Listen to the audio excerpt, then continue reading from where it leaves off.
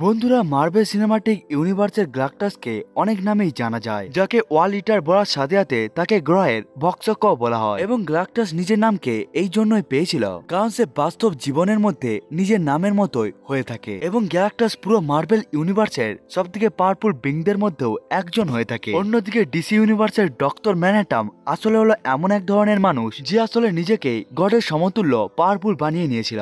এর সাথে সাথে সে অসীমিত শক্তির মালিকও হয়ে যায়। এমন পরিস্থিতিতে বন্ধুরা কি হবে যখন মার্বেল ইউনিভার্সের গ্যালাক্টাসের সাথে ডিসি ইউনিভার্সের খুবই পাওয়ারফুল বিং ডক্টর ম্যানহাটনের লড়াই হবে। বন্ধুরা, গ্যালাক্টাস এবং ডক্টর ম্যানহাটন নিজ নিজ ইউনিভার্সের সবথেকে পাওয়ারফুল বিংদের মধ্যেও একজন, এবং এরা আসলে এক প্রকারের কসমিক এন্টিটি। এবং আজকের এই ভিডিওতে আমরা জানার চেষ্টা করব এই দুটো কসমিক এন্টিটির লড়াইয়ের মধ্যে কে জিতবে। বন্ধুরা, আজকের এই ভিডিওটা অনেকটাই বেশি পরিমাণে ইন্টারেস্টিং হতে চলেছে, তাই বন্ধুরা ভিডিওটিকে শেষ পর্যন্ত দেখতে ভুলবেন না। বন্ধুরা, ভিডিওটিকে শুরু করার আগে আমি আপনাদেরকে বলে দিই যে আপনারা যদি এই চ্যানেলে নতুন এসে থাকেন তাহলে চ্যানেলটিকে সাবস্ক্রাইব করবেন এবং ভিডিওটা ভালো লাগলে লাইক করতেও ভুলবেন না। সব থেকে প্রথমে এই দুটো কসমিক বিং এর অরিজিন সম্বন্ধে জেনে নেওয়া যাক। বন্ধুরা, সব থেকে প্রথমে আসা যাক মার্বেল ইউনিভার্সের গ্যালাক্টাসের কাছে। বন্ধুরা, গ্যালাক্টাসের আসল নাম হলো গ্যালেন, যে আসলে টার নামক প্ল্যানেটের মধ্যে আগে বসবাস করত। যে প্ল্যানেটের অস্তিত্ব বিগ ব্যাং থিওরি হওয়ার আগে তৈরি হয়ে গিয়েছিল।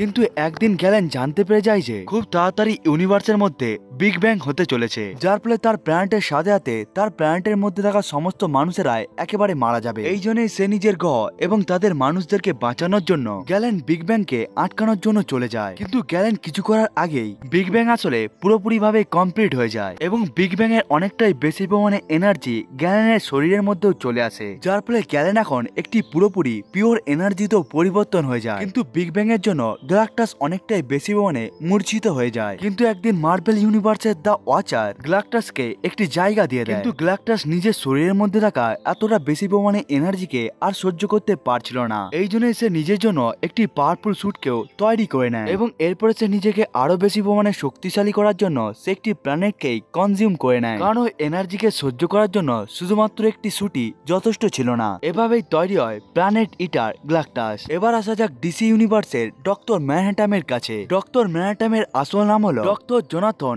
অ্যাস্ট্রনম্যান, যে আসলে একটি ওয়াচ মেকানিকের ছেলে ছিল। কিন্তু দ্বিতীয় বিশ্বযুদ্ধের সময় হিরোশিমার মধ্যে যেই পারমাণবিক বিস্ফোরণটি হয়েছিল, তখনই জনের পিতার কথার জন্য জন অ্যাটমিক ফিজিক্সের উপর পিএইচডি কমপ্লিট করে নেয় এবং জনের অসাধারণ বুদ্ধি এবং দক্ষতার জন্য সে গভর্নমেন্টের মধ্যে অ্যাটম বোমকে রিসার্চ করার পারমিশনকে পেয়ে যায়। কিন্তু জন একদিন একটি ভয়ঙ্কর এক্সপেরিমেন্টের সম্মুখীন হয়ে যায়, যার ফলে ডক্টর জোনাথনের সেলগুলো একেবারে ছড়িয়ে ছিটিয়ে যায়। কিন্তু ধীরে ধীরে ডক্টর জোনাথনের কনসিয়াস নিজের সমস্ত প্রকার কোষগুলোকে নিজের কাছে একেবারে নিয়ে এসে যেতে পারছিল, যার ফলে জন নিজের বডিকে শুধুমাত্র কয়েক সেকেন্ডের মধ্যেই তৈরি করে নিতেও পেরে যায়। কিন্তু তোফাৎ ছিল এতটা যে জনের বডি পুরোপুরি ভাবেই আকাশের মতো নীল রঙের হয়ে গিয়েছিল এবং এমন ভাবে ডিসি ইউনিভার্সের মধ্যে ডক্টর ম্যানহাটনের জন্ম হয়। বন্ধুরা, এবার এই দুটো ক্যারেক্টারের পাওয়ার এবং এবিলিটির সম্বন্ধেও জেনে নেওয়া যাক। আমরা যদি এই দুটো ক্যারেক্টারের বিশেষ গুণ এবং শক্তির কথাগুলোকে বলে থাকি, তাহলে গ্যালাক্টাস মার্বেল সিনেমাটিক ইউনিভার্সের সব থেকে পাওয়ারফুল বিংদের মধ্যেও একজন হয়ে থাকে,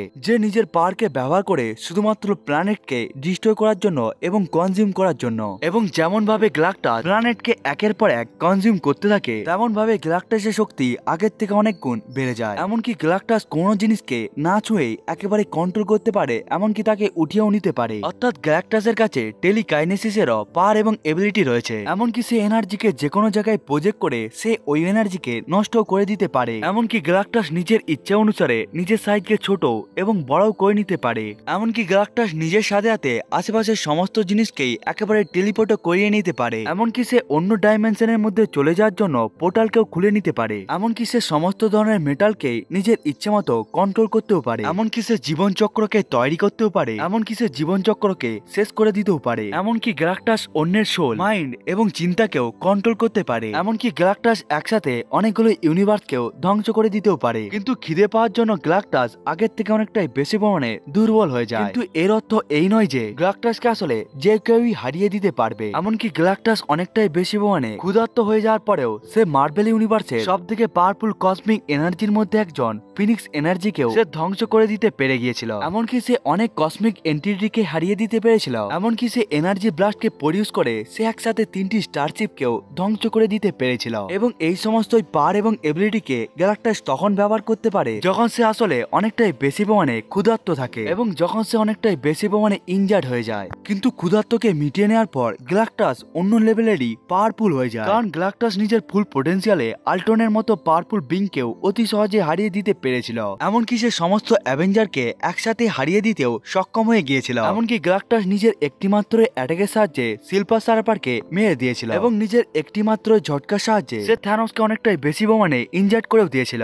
গ্যালাক্টাস আসলে নিজের ফুল পোটেনশিয়ালে স্টারশিপের সাথে পুরো একটি ব্ল্যাক হোলকেও ধ্বংস করে দিতে পারে। এমনকি গ্যালাক্টাসের শরীর যদি কোনোভাবে নষ্ট হয়ে যায় তখন সে খুব তাড়াতাড়ি নিজেকে রিজেনারেট করে নিতেও পারে। এমনকি সে যে কোনো বিংকে টাইম লুপের মধ্যে আবদ্ধ করে দিতে পারে। এমনকি গ্যালাক্টাসের অ্যাটাকের সামনে সিলিস্টিয়ালের মতো পাওয়ারফুল বিংও মাথা নিচু করে দিয়েছিল।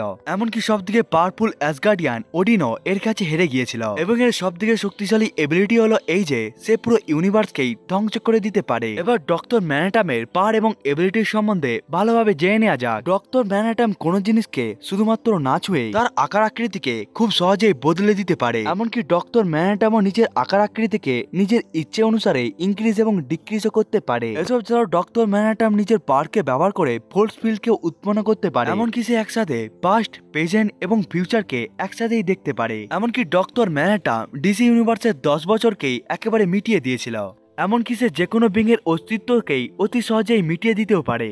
ডক্টর ম্যানহাটাম শুধুমাত্র নিজের মনের মধ্যেই চিন্তা করে সে যে কোনো জিনিসকেই তৈরি করে নিতেও পারে। এর সাথে সাথে ডক্টর ম্যানহাটাম একটি ইমমর্টাল বিং। ডক্টর ম্যানহাটামের কাছে সেলফ রেপ্লিকেশনেরও এবিলিটি রয়েছে, অর্থাৎ সে নিজের অনেকগুলোই ক্লোনকেও তৈরি করে নিতে পারে।